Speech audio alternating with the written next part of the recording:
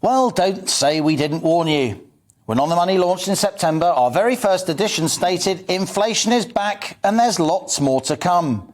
Now it has come to pass.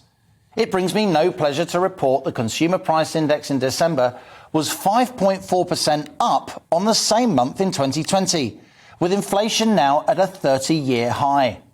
Average wages, meanwhile, grew just 3.8% at the back end of last year, with pay going up slower than prices. So our spending power is falling. This cost of living squeeze, which On the Money's warned about for months, is now most definitely upon us. And dig into the data, in fact, and inflation is even higher than the headline numbers. The Consumer Price Index, that's at 5.4%. That's the headline number. But the Retail Price Index, which includes housing costs, that's 7.4% higher than in December 2020.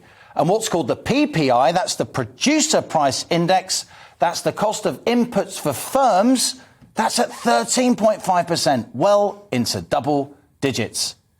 Now, for my money, the RPI, that's by far the more relevant number.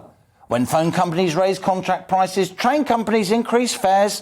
When local councils set rent paid by low-income council house tenants, they tend to link those increases to the RPI. And RPI, as we just saw, is already at 7.4%, even higher than the headline CPI measure. And on top of that, PPI inflation, the cost of inputs used by firms, wholesale inflation, if you like, is already deep into double-digit territory. So headline inflation is the highest in 3 decades, but on-the-ground inflation, in my view, is even higher. All these numbers are actually backward-looking, referring to December price pressures. In the weeks and months ahead, higher costs for firms will push up prices in shops further. Plus, rising household fuel bills are set to get even higher when the new energy price cap kicks in April. I'm an optimist. On the Money celebrates all that is good about British business. But these inflation numbers are worrying and set to go higher still. Politics is febrile, as we've said, with the media focused on whether or not Boris Johnson can cling on. But what really matters, to my mind, is the living standards of millions of people up and down this great country.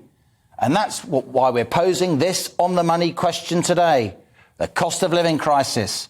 How much worse can it get?